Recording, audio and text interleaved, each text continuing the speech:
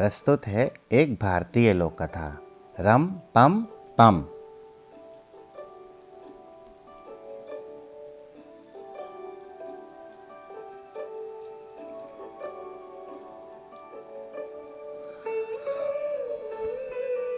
बहुत समय पहले भारत में एक ब्लैक बर्ड अपनी पत्नी के साथ एक पेड़ पर रहता था।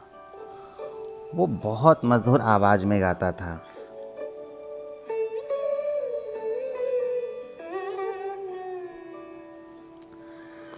एक दिन जब राजा वहां से जा रहा था, उसने ब्लैक बर्ड का गीत सुना।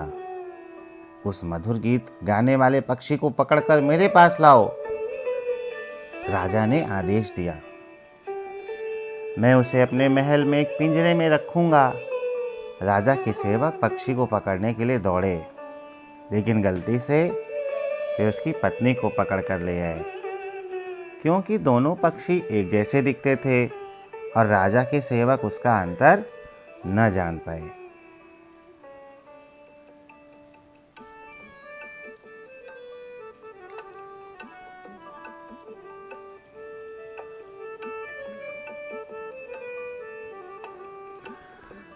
जब ब्लैकबर्ड को पता चला कि उसकी पत्नी को राजा के सेवक पकड़कर ले गए थे तो उसे बहुत गुस्सा आया। उसने निश्चय किया कि वो किसी तरह से उसे मुक्त कराएगा। एक लंबे नुकीले कांटे को ब्लैकबर्ड ने तलवार के समान छाती से बांध लिया। मरे हुए मेंढक की खाल को ढाल के समान पकड़ लिया। अखरोट के आधे छिलके को शिरस्त्राण समान सिर पर पहन लिया और छिलके के दूसरे हिस्से को चमड़ा लगाकर उसने नगाड़ा बना लिया।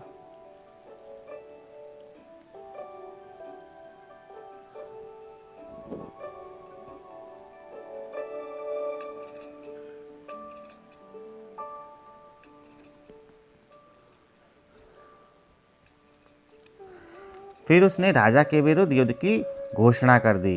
वो राजा के महल की ओर नगाड़ा बजाते हुए चल दिया।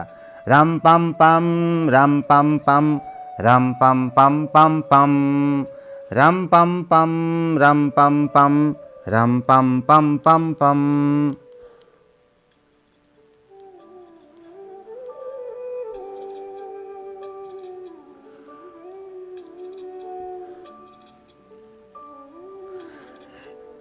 शीघ्र ही वो एक बिल्ली से मिला।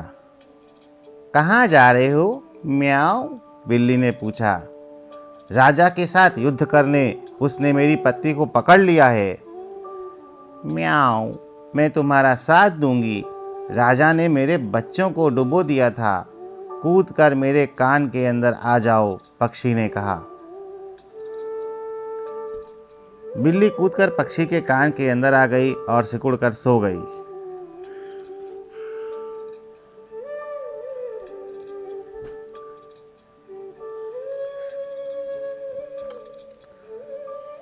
पक्षी नगाड़ा बजाते हुए आगे बढ़ा।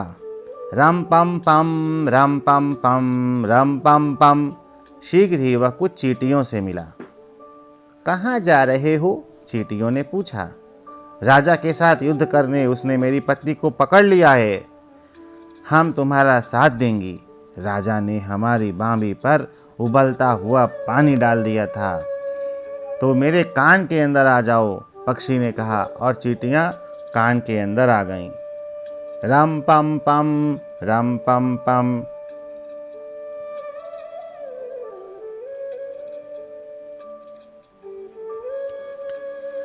ब्लैकबर्ड नगाड़ा बजाते बजाते आगे बढ़ा। रम पम पम, रम पम पम, जब तक कि एक छड़ी से उसकी भेंट ना हुई। कहाँ जा रहे हो? छड़ी ने पूछा। राजा से युद्ध करने। उसने मेरी पत्नी को पकड़ लिया है। मैं तुम्हारा साथ दूंगी। राजा ने क्रोध में मुझे मेरे पेड़ से तोड़ डाला था। तो मेरे कान के अंदर आ जाओ, पक्षी ने कहा और छड़ी आ गई।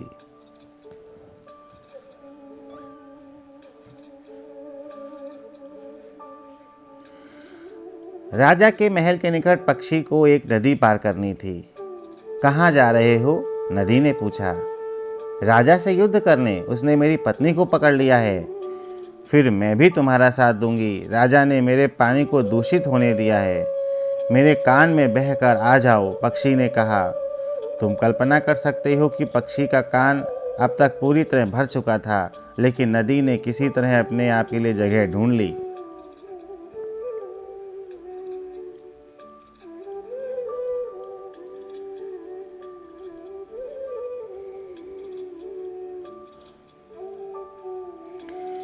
फिर रम पम पम, रम पम पम, रम पम पम पम पम, पक्षी महल के फाटक के बिल्कुल निकट जा पहुंचा। ठक ठक ठक, उसने दरवाजा खटखटाया। कौन है? पहरेदार ने चिल्लाकर पूछा। मैं सेनापति ब्लैकबर्ड हूँ, उसने उत्तर दिया। मैं राजा से युद्ध करने और अपनी पत्नी वापस लेने आया हूँ। पहरेदार ने बाहर देखा। जब उसने पक्षी को कांटे को तलवार के समान पकड़े, मेंढक की खाल को ढाल लिए, अखरोट के आधे छिलके के बने शिरस्त्रात पहने और छिलके के दूसरे भाग को बना नगाड़ा पकड़े देखा, तो वह इतने जोर से हंसा कि अपने स्टूल से गिर ही गया। ऐसा मनोरंजक दृश्य उसने अब तक न देखा था। लेकिन उसके बाद उसने फाटक खोल दिया और पक्षी को लेकर राजा के सामने ले गया।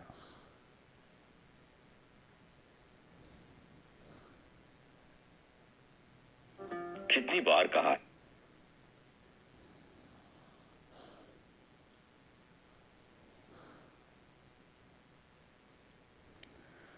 क्या चाहिए तुम्हें? राजा ने पूछा।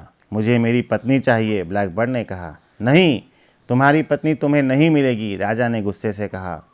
फिर आपको इसका परिणाम भोगना पड़ेगा, पक्षी ने कहा। इतना कहकर नगाड़ा बजाते बजाते वह कमरे में घूमने लगा। रम पम पम, रम पम पम, रम पम पम पम पम। इस बदतमीज को पकड़ लो और आज रात इसे मुर्गियों के दरबे में फेंक दो, राजा चिल्लाया। मुर्गियां अवश्य इसको काम तमाम कर देंगी। राजा के सेवकों ने पक्षी को पकड़ लिया।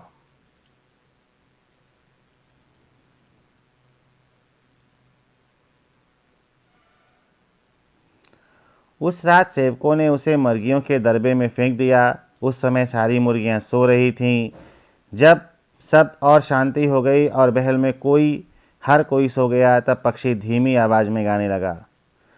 बाहर आओ बिल्ली, आओ मेरे कान से बाहर, बाहर आओ बिल्ली, आओ मेरे कान से बाहर। बहुत मुर्गियां हैं यहाँ और सो रही हैं सब यहाँ पर।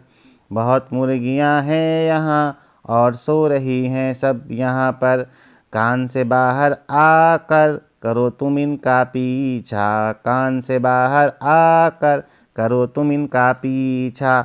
इनको तुम खूब दौड़ाओ, देखो नागा पीछा। इनको तुम खूब दौड़ाओ, देखो नागा पीछा।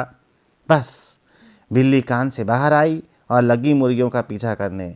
क्या भागम भाग हुई और कितना हो हल्ला। जब सारी मुर्गियां दरवाजे से निकलकर भाग गईं, तो बिल्ली कूदकर पक्षी के कान के अंदर जाकर बैठ गई और सो गई।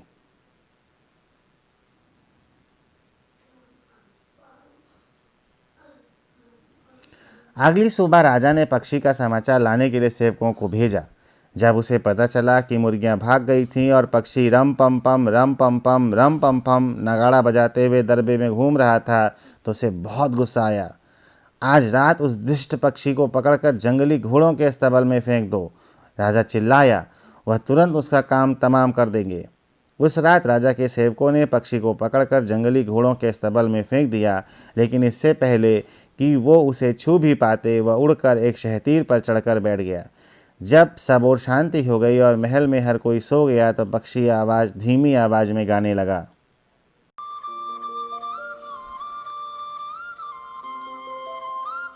कान से बाहर आओ छड़ी और मदद करो मेरी, कान से बाहर आओ छड़ी और मदद करो मेरी। घोड़ों की करो पिटाई, करो न तुम देरी। इतनी पिटाई करो तुम सुबह हो जाने तक, इतनी पिटाई करो तुम सुबह हो जाने तक। दरवाज़ा तोड़कर भाग जाएं घोड़े सारे के सब। छड़ी कान से बाहर आई और फिर उसने वैसा ही किया। फिर छड़ी पक्षी के कान में वापस आ गई।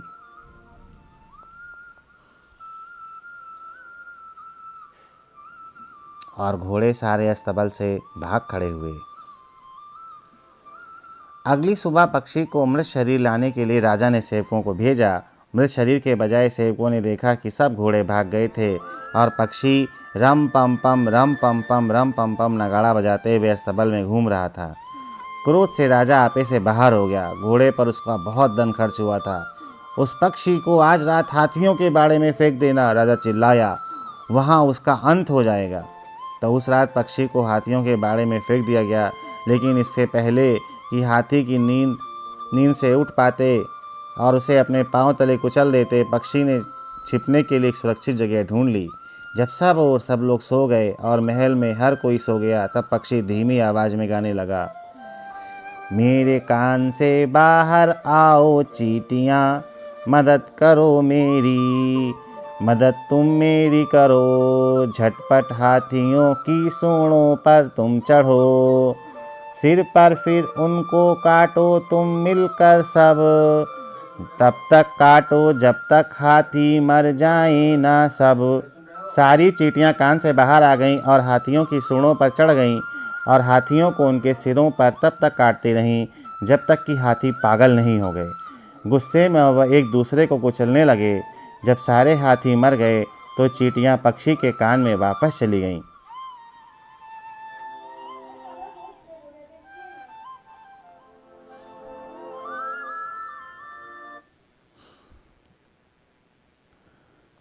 अगली सुबह पक्षी के अवशेष लाने के लिए राजा स्वयं बाड़े में आया। जब उसने सब हाथियों को मरा हुआ और पक्षी को रम पम पम रम पम पम रम पम पम नगाड़ा बजाते हुए बाड़े में घूमते देखा तो वह सिर्फ क्रोधित ही नहीं हुआ, बहुत निराश भी हो गया। मुझे समझ नहीं आता कि वो सब कैसे करता है, राजा बोला, लेकिन मैं उस रहस्य का पता लगा कर रहूँगा। आज रात मेरे पलंग के पाए से बांध देना और फिर जो देखना है वो हम देखेंगे। उस रात पक्षी को राजा के पलंग के पाए से बांध दिया गया। जब सब और शांति हो गई और महल में हर कोई सो गया, राजा को छोड़कर जो सिर्फ सोने का नाटक कर रहा था, तब पक्षी धीमी आवाज में गाने लगा, बाहर आओ नदी, मेरे कान से आओ बाहर, और इस शयन कक्ष में घूमो तुम बाहर आकर, कमरे में पानी से भर दो, बिस्तर हो जाए ऊपर, और बह जाओ तुम इस राजा के सिर से ऊपर। नदी कान से बाहर आ गई और बहती हुई बहती गई, बहती गई, बहती गई। राजा के बिस्तर नदी में तैरने लगा। जब राजा भीगने लगा तो चिल्लाया, ईश्वर के लिए सेनापति ब्लैकबर्ड, अपनी पत्नी को लो और यहाँ से दूर चले जाओ।